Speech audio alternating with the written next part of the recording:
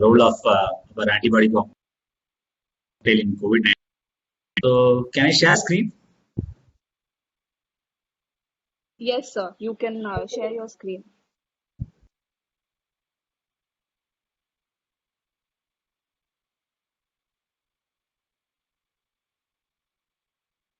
Can Yes, you able sir. to see my? Visible. Yes. Okay. Okay. So, as we all know, the antibody cocktail has come up very well in the last few weeks, at the end of second wave of COVID-19 pandemic, and it is very promising. Like yesterday also, there was a publication, and even from the recovery trial, is giving some positive response in favor of this antibody cocktail. Not only in the patients who are having a mild illness, and also those patients who are on oxygen and those patients who are hospitalized were particularly seronegative. Those who got this antibiotic cocktail, there was a tremendous response. There is also documentation of reduction of mortality of these patients who got this antibiotic cocktail based on the recovery trial, which is on the famous trial. This trial is being conducted in UK for most of the molecules that have been commonly now used for the treatment of COVID-19. In fact, there's some on efficacy, and all these things were studied from recovery trial.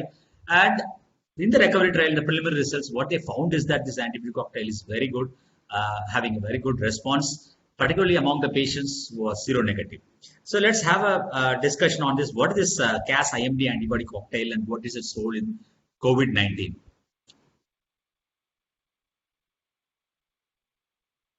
Okay, so as you all know, COVID-19 therapy by illness phase. Initially, not all the patients will develop symptoms.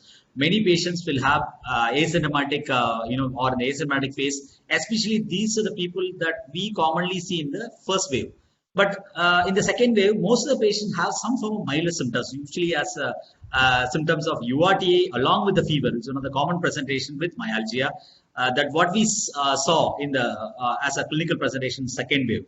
So no illness in healthy, no infection. Those who got exposed, they get either asymptomatic, they are either asymptomatic or with mild illness with URTA and fever with myalgia. So in this initial phase of COVID-19 illness, antiviral therapies play a major role in the initial phase. But unfortunately, not even a single antiviral therapy has proven to be 100% efficacious against any.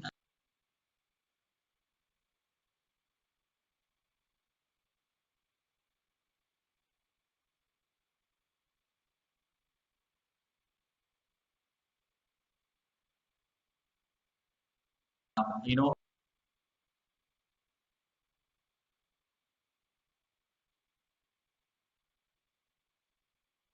of succumbing. Those patients who are not having severe hypoxemia, those patients who are not in ventilator, these patients, when you institute remdesivir, so these patients will get benefit that it reduces the duration of illness, it improves the recovery, and it prevents the progression of the disease and reduces the mortality. This is what we got from different data and trials based on the randomized controlled trials and also based on the observation studies. And regarding favipiravir, I know this favipiravir actually, it has been well studied in SARS-CoV-2 in the laboratory data, but none of the guidelines included favipiravir as one of the potent antiviral therapy to be instituted for the patients with COVID-19.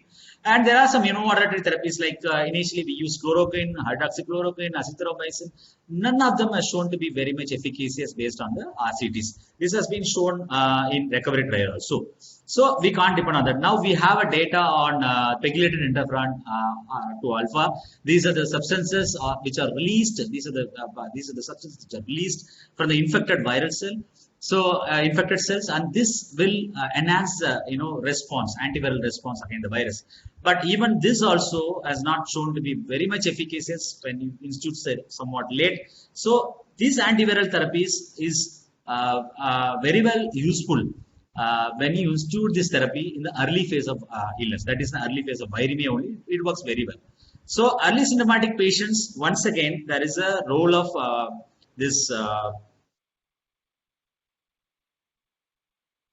there is a role of this monoclonal antibodies. And once patient, once again, I'll switch.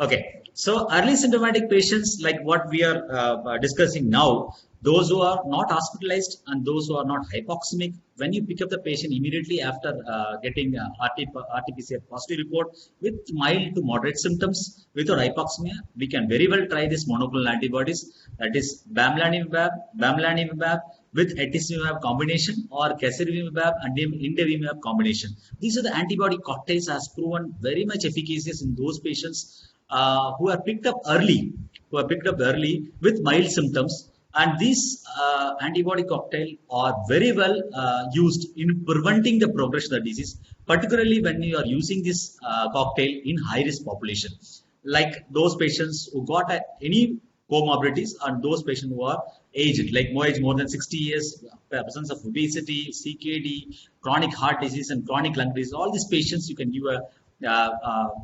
give this antibody cocktail. Thus, that helps in the prevention of progression of illness.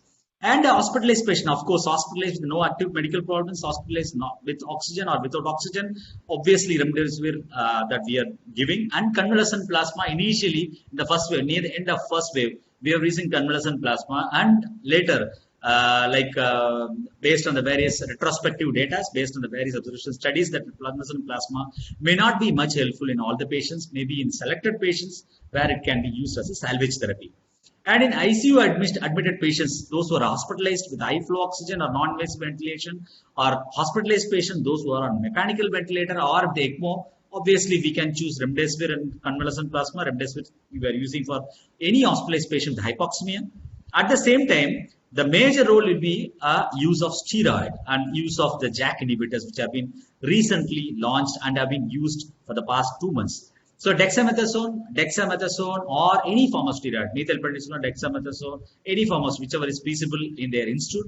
Dexamethasone along with tocilizumab. Those patients who got a clinical features of cytokine storm, those patients who are not responding with only steroids with high inflammatory markers with CRP more than 75, or any evidence of higher interleukin 6 levels, or any evidence of clinical worsening even after instituting dexamethasone.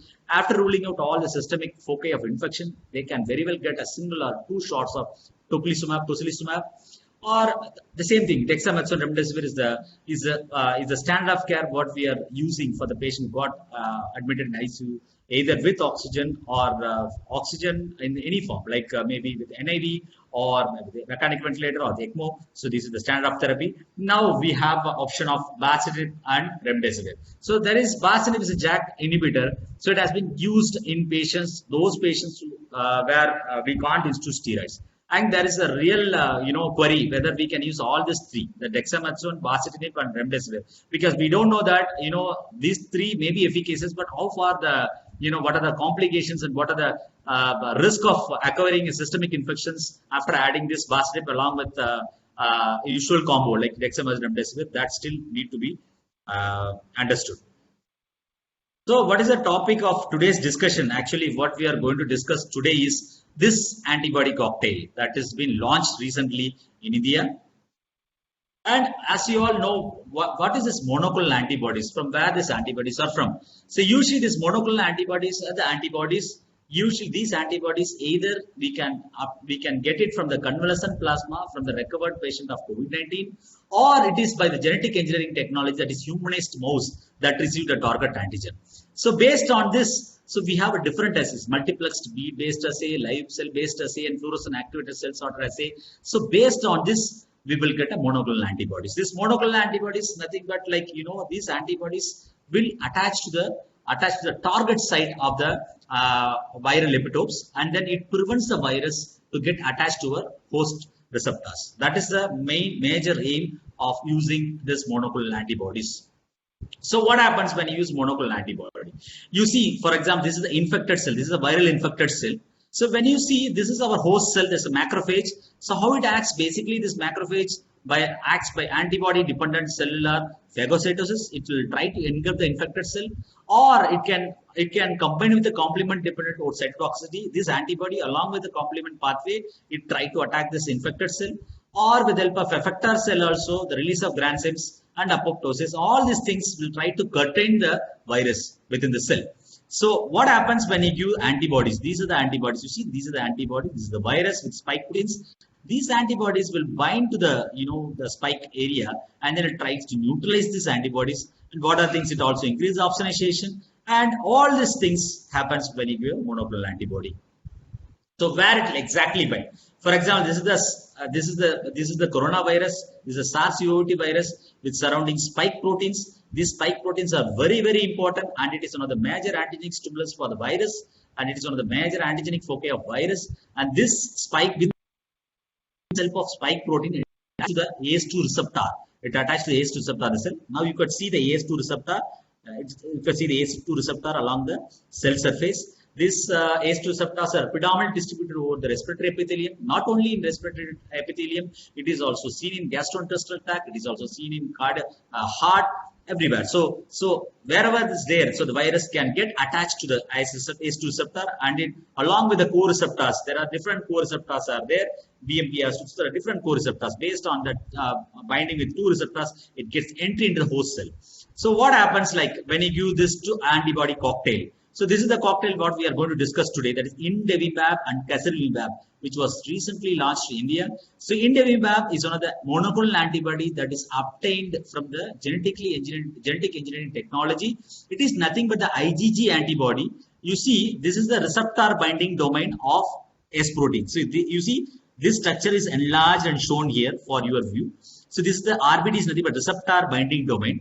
In the receptor binding domain, Indevimab is one of the monoclonal antibody, that's FC, that is IgG antibody against this receptor binding domain of spike protein.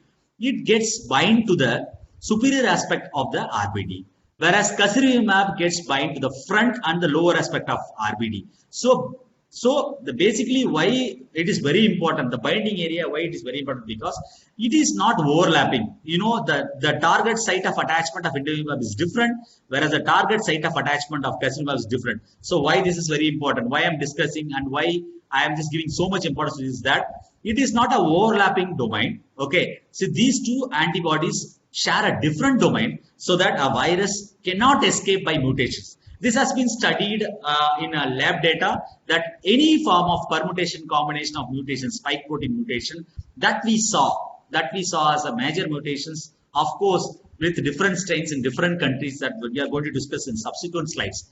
And these mutations cannot escape with this combo. That's what I'm just trying to tell. There are some trials, even Casirivimab can inhibit the growth of major strains of SARS-CoV-2, but the Casirivimab monotherapy can miss out some strains. So when you add Indevimab along with this cocktail, so the chance of success rate, the chance of neutralization of virus is very, very high when you combine these two cocktails. The same way, there is one more group of monoclonal, this Bamlanivimab and Etesevimab. Bamlanivimab as a monotherapy, actually, you see, this is the receptor binding domain where it gets attached. It is attached to the inferior region with this one domain, and Etesevimab is attached to the area, same thing, just slightly below the Casirivimab domain. So basically, what it does is that it neutralizes the virus and prevents the further progression of viral-induced illness in patients with COVID-19. So once again, the same thing, Casirivimab and Indevimab are a novel combination of two SARS-CoV-2 neutralizing antibodies. As I showed the last thing, these are the two receptors where this antibodies bind. This is not the same area. You see Casirivimab binds here and Indevimab binds here. Two different areas. Screen thousands of SARS-CoV-2 spike-specific antibodies from mice and convalescent humans and identified as Casirivimab and Indevimab. So that's what I discussed in the last slide, how these monoclonal antibodies are derived.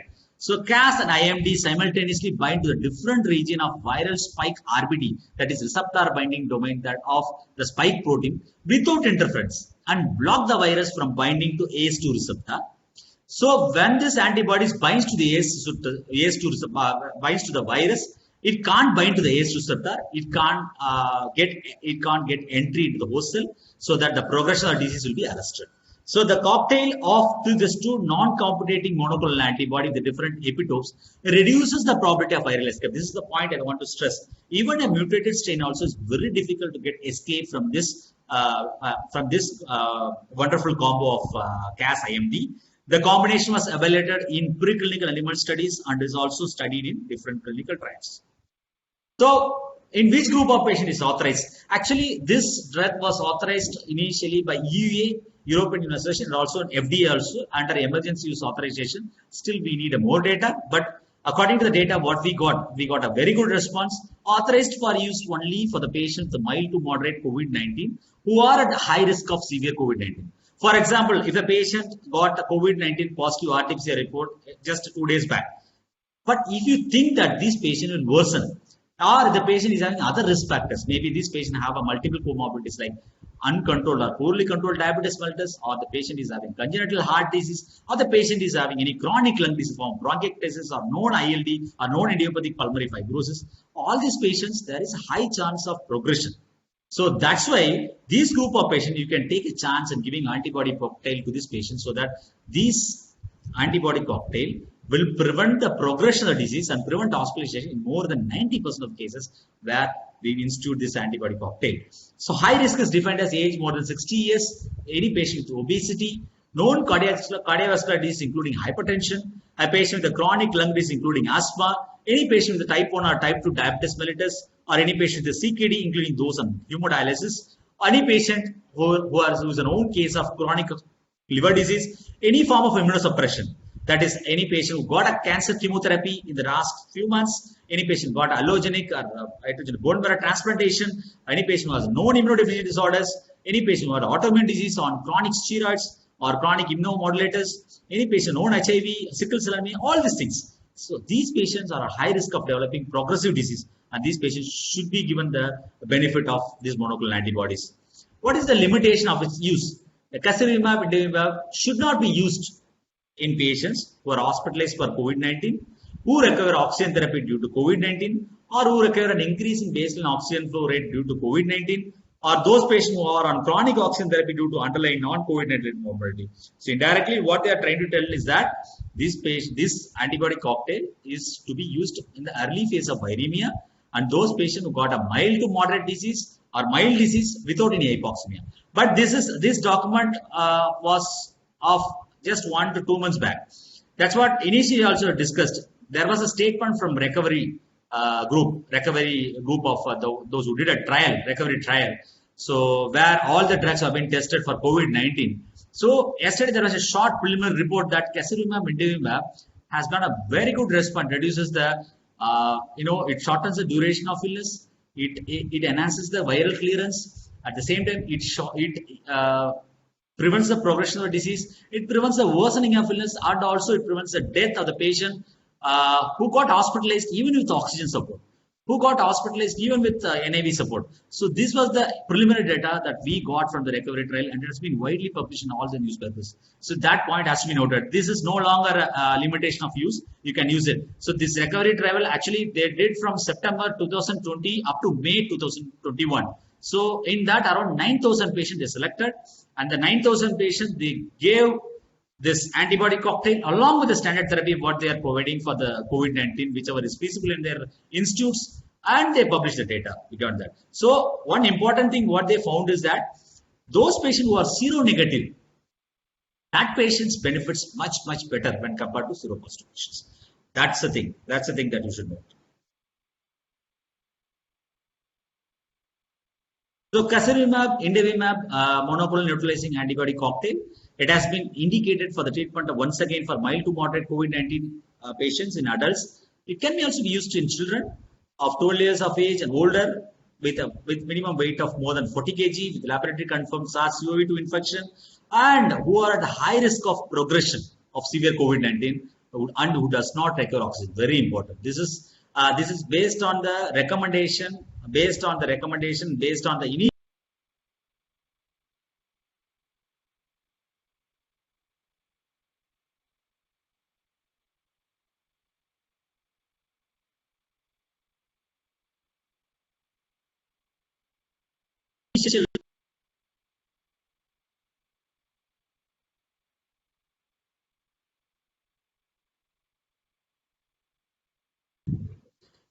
this is USFDA approved therapy, as you all know. So based on the phase 3 evidence of trial, they use this antibody cocktail versus the placebo in outpatients with COVID-19. Okay. So what they found is that 70% related reduction in the COVID-19 hospitalization and all-cause deaths in participants who received this cocktail, that is casirivimab 600 mg plus andavimab 600 mg, compared to those who received placebo. 71% relate to risk reduction in COVID-19 related hospitalization, and all-cause deaths in participants who received casirivimab 1200 mg plus andavimab 1000 mg compared to those. So both those they tried. So there is not much of difference in the dosage. I think 600 mg will be a very good dose. So you could see the 70% relative risk reduction of hospitalization and also death in those patients who got this cocktail. Now, how far it is safe?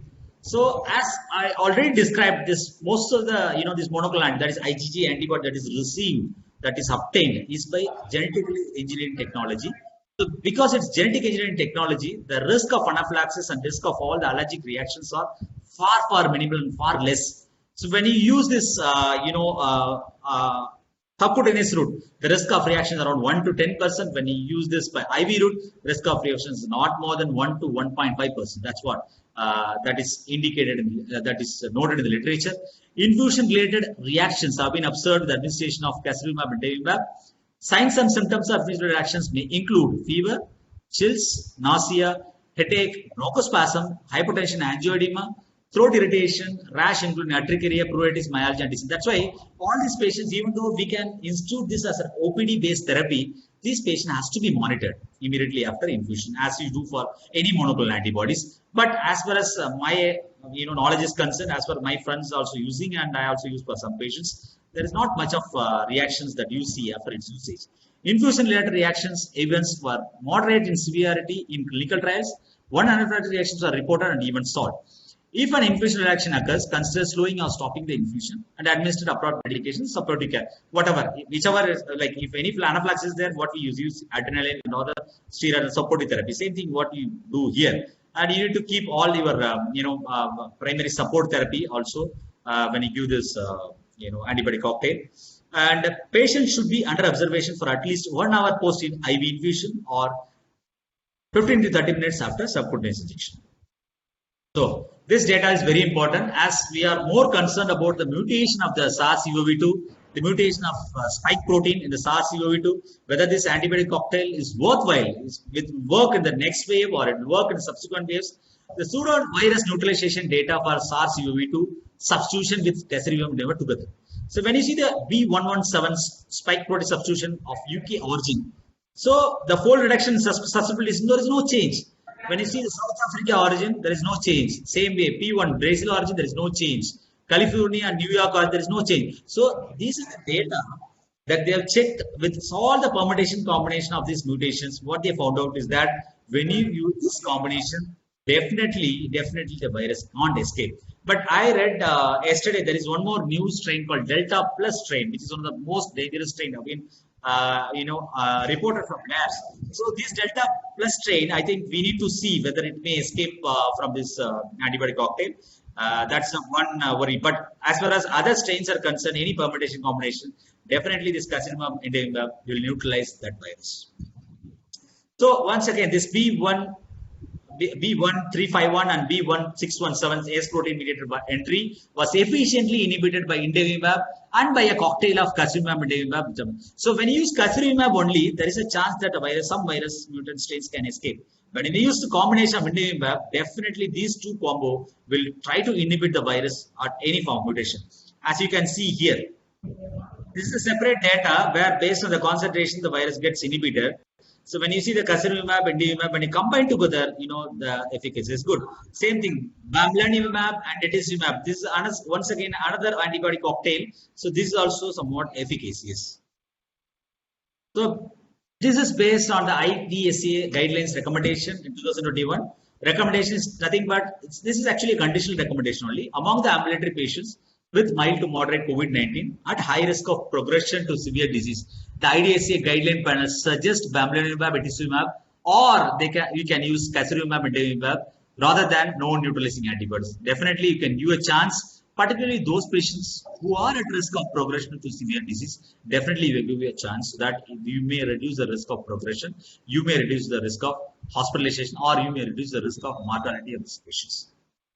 So NIH guidelines. So in NIH guidelines, what they are telling, anti-SARS-CoV-2 monoclonal antibody, the panel recommends using one of the following combination anti-SARS-CoV-2 monoclonal antibody to treat outpatients with mild to moderate COVID-19 who are at high risk of clinical progression as defined by EU authorization criteria. What are the treatment they listed? So bamlanivimab 700 milligram plus etesevimab 1400 milligram or casirivimab 1200 milligram plus indevimab 1200 milligram. The treatment should be started as soon as possible after the patient receives a positive result on a SARS-CoV antigen test or the nucleic acid function test or within 10 days or so. Very, very important. So this will work very well. We give as early as possible. This is very, very important because viremia phase usually what we see around 7 to 9 days. It depends upon the host factors and it depends on viral proliferation also. So basically within 7 to 10 days, if you institute this therapy as early as possible, the efficacy is very, very good. So Donald Trump also received this antibody cocktail, but at that time we don't know how much dose to institute. He got some high dose of this antibody cocktail, and what is the prediction is that because of this antibody cocktail, I think he got a good clinical improvement. But later, with all the data on clinical trials, we got a very good report from even recovery trial that it's working very nicely with even those patients with hypoxemia. How do you administer this antibody cocktail? Administer casirivimab as an infusion through IV line containing sterile inline or add on 1.2 micron filter. So first of all, the line should be good and it should be free. Okay. So and you have to mix with 0.10% of NaCl. So you see the size of pre-filled bag. Based on that, you could select the infusion rate. If you are just mixing it with 50 ml, the infusion rate around 180 ml per hour. The infusion time is minimum 20 minutes. You should give for infusion to complete. And when you are mixing with 100 ml, 330 ml per hour, minimum 20 minutes, it should go. And when you are mixing with 150 ml of NS, 480 ml per hour has to be given for 20 minutes. When you are mixing with 250 ml, once again 520 ml per hour for 30 minutes. Basically 20 to 30 minutes it should go. So what do you have to give? 600 milligram casirivimab and 600 milligram indevimab are added to the same infusion bag of this saline and administered together as a single intravenous infusion. After the infusion is complete, definitely you need to flush with a 0.9% sodium chloride injection. And how do you prepare of this casirivimab 600 and indevimab for subcutaneous injection? For subcutaneous injection, the thing is different. So syringe 1, you need to take a separate 4 syringes. The first 600 milligram is divided into two syringes with 2.5 ml each, 300 milligram, 2.5 300 milligram, same thing like that. For indevimab also 2.5 milligram ml which contains 300 milligram, same thing 2.5 ml contains 300 milligram. So 4 different syringes you have to take, total 1200 milligram you have to give. Administer the subcutaneous injection concurrently, each at different injection. Either you can choose child, thigh or abdomen, except for 2 inches around the navel. The waistline should be avoided. Okay, so you have to store the proper storage recommendation as per their company's protocol. The prepared infusion can be stored 2 to 8 degrees Celsius for 36 hours or at room temperature for 4 hours. So if you see any sediments, you should not use that vial. That has to be noted. So as you see at the end of this slide, what I'm just trying to tell is that this antibody cocktail we got near the end of second wave, as we didn't get much of chance to use this for many patients. But definitely this antibody cocktail is one of the promising therapy in subsequent waves and also for in the near future, because this is promising in terms of early recovery. This is promising in terms of prevention of hospitalization. This is one of the very important therapy, very few therapy that is that is being given a positive response from the recovery trial and multiple trials. The only problem with this monoclonal antibody is that you need to pick up the patient early. And second problem is that the cost of the therapy. The cost is roughly around 50 to 60,000. Actually, when you just compare the price in the international market, the Indian price is somewhat low only. So international, it will be around 3 to 4 lakhs. Now we are getting around 50 to 60,000 only, a single shot. So that will be a very good option for those patients who are at the risk of progression, whom you think that definitely the disease is going to progress. So that you can just give. Or in other words, what I'm getting questions from some of my juniors and colleagues is that, sir, in second wave we are seeing a lot of patients, young patients who are getting progressed. How to predict? Because in first wave, we tell that most of the patients who have got age more than 60 years only, we have given importance. Now, in second wave, we are getting severe ARDS, and those patients patients are succumbing. Even the age of 30, 35, and 40 years, we are seeing. So, how to assess? Basically, there are two things. One is you should see the viral load. But viral load is, I think it's very difficult. Indian labs is not prepared for that, and we need cooperation of labs to do the viral load. Those patients who got a high viral load, there is high chance of progression based on the different data.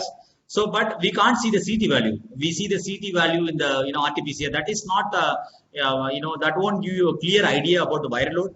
Definitely, we need good data of viral load. So those people got a high viral load, irrespective of any age, you can institute this therapy. And second thing is that you need to see the serological status of the patient. Those patients who are seronegative, there is high chances that he may worsen. So these patients definitely you can choose this monoclonal antibody. Once again, I'm summarizing the facts of this monoclonal antibodies. So India is currently seeing the surge of COVID-19 cases. Majority of patients develop mild to moderate disease.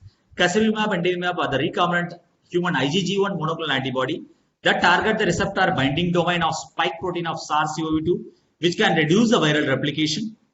Cocktail is very effective against variants and reduce the chance of viral escape.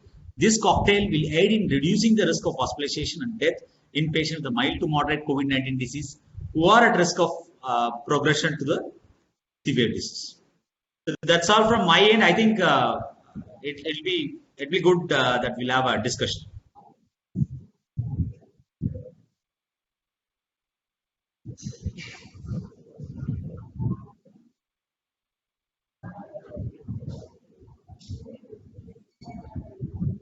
Ma'am, I think your voice is not audible, ma'am. Sir? Yes. Sir, Dr. Anupama is sent a chat box, sir. One question is asked. How is your experience? Which patients have used? Yes. Any predictor of progression? Yes. Ma'am, actually, see, basically, that's what I told. Only one patient directly I used. Other patients, like one patient was in Mumbai. Through one of my junior, I advised him to give this cocktail, and he gave it. So one patient, actually, she was a case of breast carcinoma 1 year back, and she got a chemotherapy, just completed chemotherapy on now oral on oral therapy. Patient actually got a disease within 5 days. Actually, he asked me. I advised for this monoclonal antibody, so they got it, and within 3 days after that, fever and all these things, no symptoms were there, and within 7 days, his RT-PCR was negative, and there is no progression. So as I already described that this antibody cocktail is costly, and definitely we need to choose the patient, and it should be choosy only because it's very costly. And second thing is that the prediction of progression with only age and other risk factors may not work all the time, because that's what I already described in my end of my presentation. Like sometimes what happens, we are seeing seeing patients who are very young and they are progressing very fast. So definitely those patients who got a pre-existing disease, those patients who have multiple comorbidities, and those patients who are immunosuppressed, those patients have a uncontrolled or poorly controlled diabetes, definitely you can give a chance when you just get this patient early, when you pick this patient early. But any predictors of progression, definitely there are two predictors you can clearly choose. One is viral load. That's what I initially described. Viral load, actually no lab is giving proper viral load. With CT value, we can't depend on the viral load. If any patient who got a very high viral load in the early phase of viremia, if you use this therapy, definitely we can prevent this progression of the disease. So what we got from the retrospective data is that those patients who got an initial high viral load, there are some reports which favors these patients will progress to a severe disease. But this may not be the same for all the studies. There are some studies which are against it. The initial high viral load may not be a good predictor for disease progression. At the same time, serology is another test that you should do. So you should do a serology for all the patients. And if the patient has sufficient antibodies, I don't think this patient, you can give benefit of this monoclonal antibody. But you can just give if the patient is having other risk factors. because we can't predict the efficacy of this antibodies what the patient acquired in the previous infection. At the same time, we don't know the qualitative. We are not knowing the qualitative efficacy of this antibody. Even the antibody is present, we may not know how far it is effective in neutralizing the virus. So those patients who got other comorbidities along with even presence of antibodies, you can give. But definitely yes for those patients who are seronegative. If the patient's antibody is negative, and if you think the patient will progress to a severe form, having multiple comorbidities, definitely yes for this.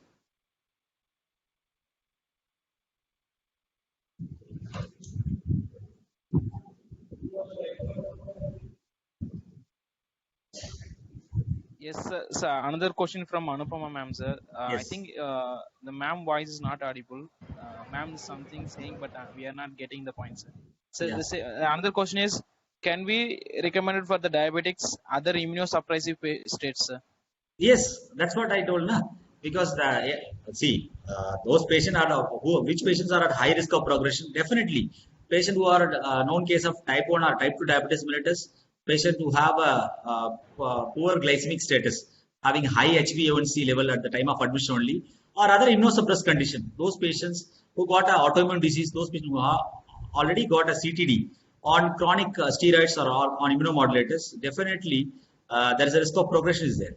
These group of patients, when you catch up early, you can give this monoclonal antibodies.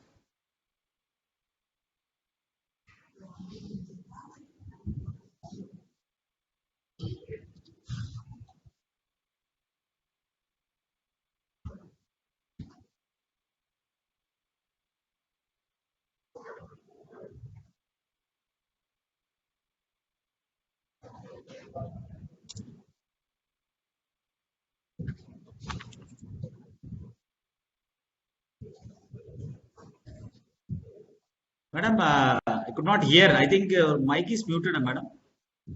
No, sir. Ma'am, mic is unmute only, but unable to get your voice, ma'am. Yeah, okay, okay. Madam has, how early in disease within 10 days? Yes, actually, as early as possible. That's what I'm just telling. As early as possible. This is based on even the trials also, based on various reports also. What they're recommending is that don't delay the therapy as early as possible. Within maybe the efficacy is very, very good when you give within first week. But trials and all the recommendation, EU recommendation also, you could see that up to 10 days you can give. But I feel that within 7 days, if you give, the efficacy will be very good, as early as possible.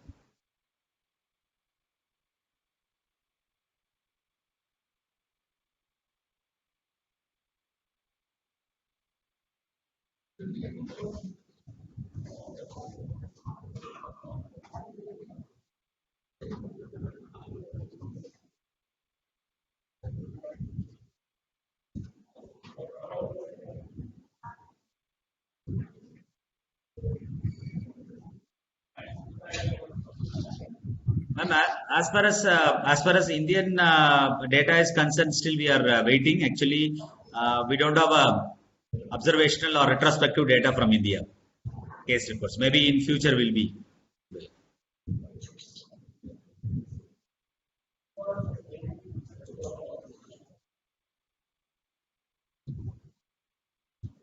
Unfortunately, we got this molecule at the end, and the cost is also one of the fact that need to be considered. Around 60,000 for a single shot. I think those who can afford and those who are really, yes, pediatric cases definitely. That's what I already mentioned. Age more than 12 years and above 40 kg, we can just give this cocktail.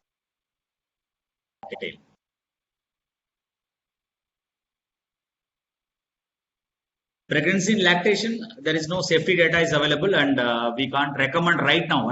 As per the data is available, we can't recommend right now for those individuals who are pregnant and lactating mothers.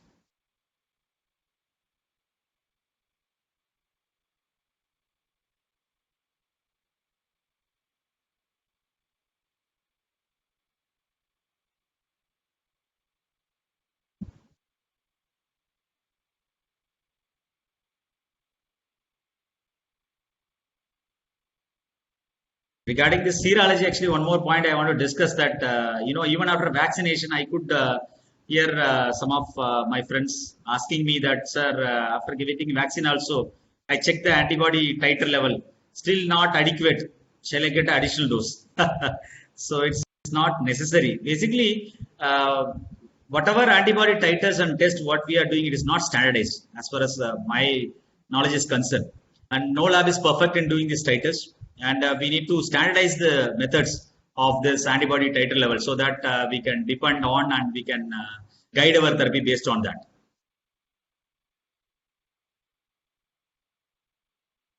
Yes, as madam has rightly pointed out, cost may not be a hindrance compared to ICU stay cost. Can it be admitted? Yes, definitely, madam. Actually, the point is very well noted, because cost is not a hindrance, because when you just cut down the progression and those patients who are at risk of progression, when you cut down the risk of hospitalization, when you cut down the morbidity and mortality, what more than that you have to provide for the patients? So definitely 60,000 is not an issue when you see the ICU cost. Definitely it can be administered as a OPD based care, like what we give for the omalizumab and all these things. Same thing, like you can just give a subcutaneous or IV infusion, you can give. So you need to monitor for just half an hour to 1 hour, and for a subcutaneous injection just 15 to 30 minutes. That's it. So after that you can just send the patient. Anaphylactic reactions are very, very rare.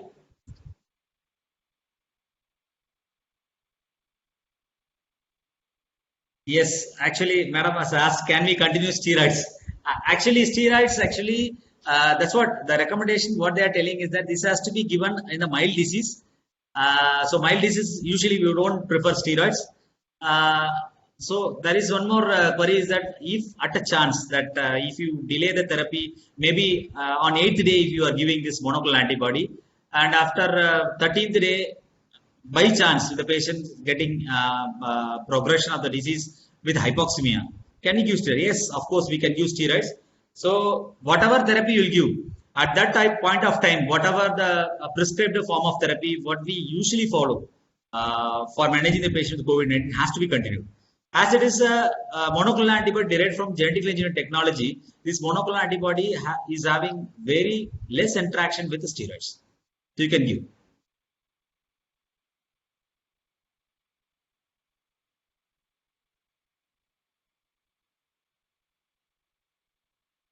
You can give it steroid.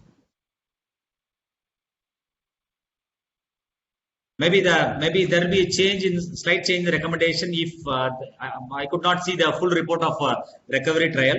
So that is a preliminary data that is released from recovery trial, that seronegative people got a clear benefit from this antibody cocktail.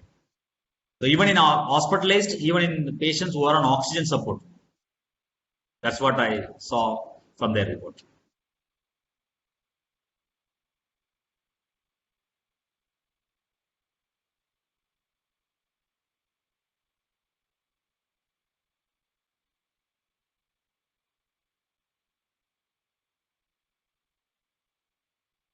So those who got an antibody titer also, there was a query when we are discussing in the advisory board also.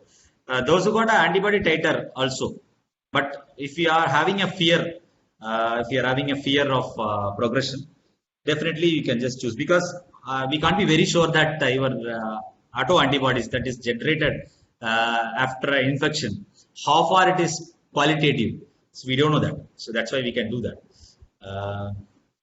Please explain the adverse effect of cocktail. Yes, adverse effect is when you give by subcutaneous route, you will get a local irritation and local reactions will be there. When you give by IV route, most of the times nothing will be there. If at all you are getting, you get some mild allergic reactions, or you will get a fever, chills, you will get edema. Rarely you will get anaphylaxis. That's why you need to monitor the patient. But the risk is very, very less. Nearly around 1% only. And antibody serology test will increase if used as a marker. Yes, will it interfere with the COVID vaccination later on? Yes, as per their recommendation, definitely, because we are giving antibodies against the spike protein. When you give vaccination immediately after giving the monoclonal antibody, maybe after 1 or 2 months, definitely like it will impact the efficacy of your vaccination also. So anyway, after a true infection, we don't advise them to get vaccinated within 3 months. Same thing here. When you give monoclonal antibody, this cocktail, so you need to wait for 3 months. After 3 months only, you can get vaccinated. Actually, it is a form of passive immunization. This is actually, it's not a new concept, it's a old concept only. It's a form of passive. We are giving antibodies directly, like a convalescent plasma only. But this antibody will be is more efficient, more tested, attacks the virus in different epitopes, so that virus can't escape. Antibody serology test will increase if used as a marker.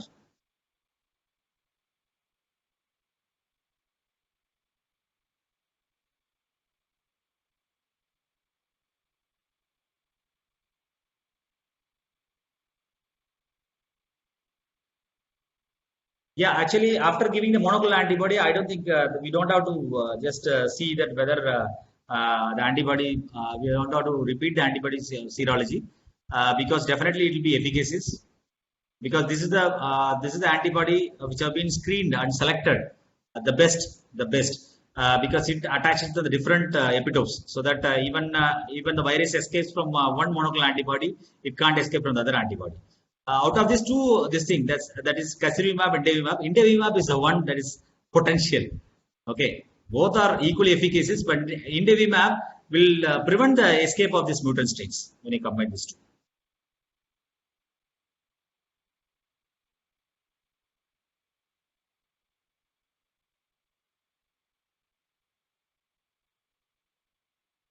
So whatever antiviral therapies, whatever viral inhibitory therapies you are going to institute, you institute as early as possible. Maybe in the early viremia phase, maybe what I used to tell, within a period of 1 week. After 1 week, if we give any antiviral therapy, definitely it may not be a good option.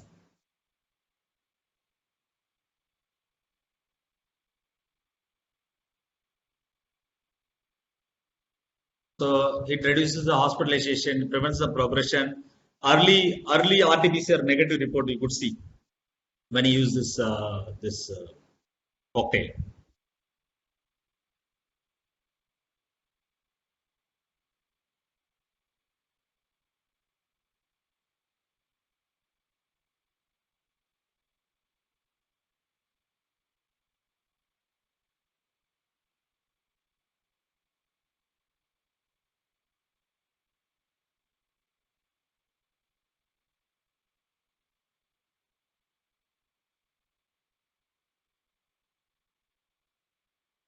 So you can give very well safely in even those patients CKD also, because it is not excreted through any renal route. So you can give safely CKD also.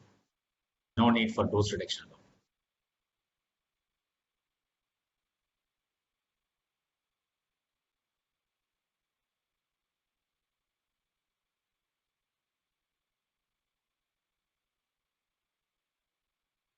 So one more question in chat box, sir. Yes, please. One second, Amar. Yes, user Yeah, should fear the discrimination of any of specialists, or else GP will be used rampant. Yes, if they are instituting correctly for a patient who really wants this therapy, definitely this can be instituted anywhere. But actually, it should not be used in the private clinic or at OPD. You should have some good setup. Suppose if the patient develops anaphylaxis, I'm telling it's very rare. But suppose if the patient develops anaphylaxis, you need to give a support, basic support for this patient. So that can't be given in your private clinic or something like that. That's why definitely it should be administered under the care of specialist, I feel. And moreover, the cost also is one of the most hindering factor. GP can advise, but with GP's advice only, I don't know like how far they will, they'll be convinced to get this therapy for 60,000.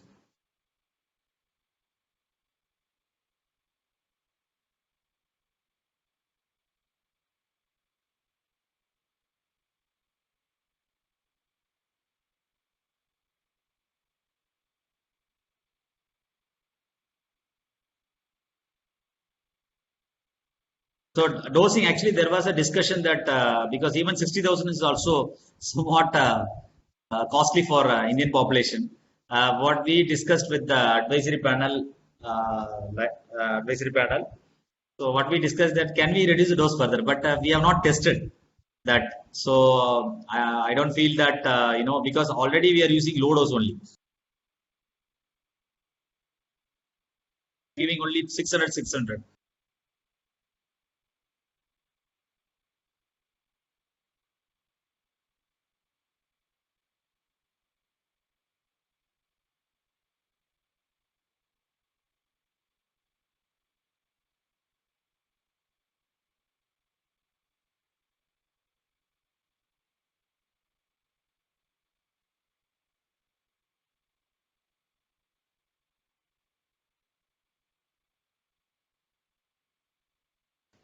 Sir? Hello, sir.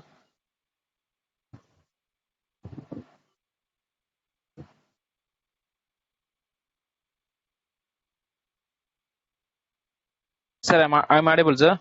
Hello.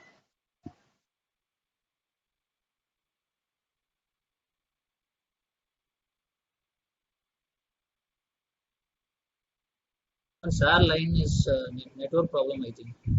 SAR is getting some network problem. I think so, sir.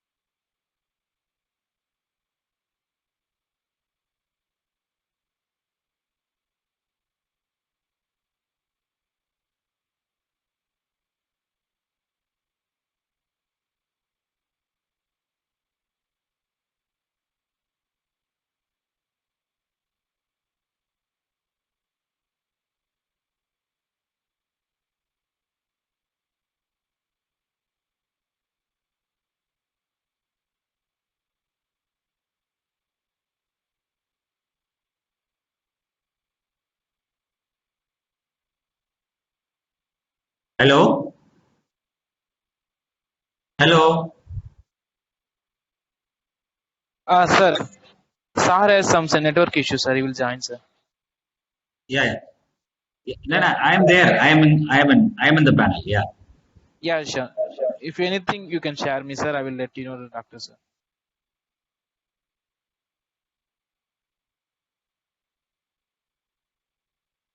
I think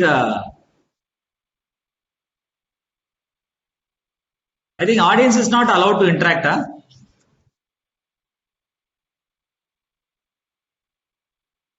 Hello. நான் join பண்ணுங்க. வேற பேர்ல இருக்குப்பா, துர்கான்னு இருக்குப்பா. பாக்குறேன்.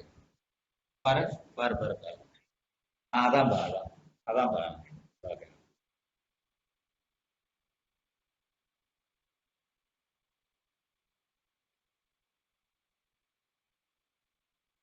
Hello. Can you hear me?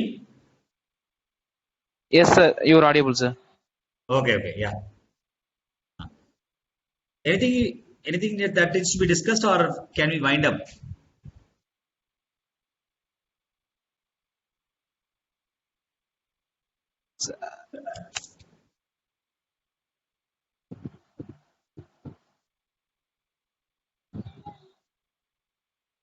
Dr. Mohan Krishnan wants to ask something. Sir, this is Mohan, sir, from Sipla. Yes, yes, yes. Okay. Sorry, sir. Okay. Okay. Sir, we can We close wind the up, call. huh? Yes, sir, sure, sir. Sir, first of all, thanks, doctor, spending valuable time and valuable information to us, and thanks for a valuable participation in all the doctors. Thank you, sir.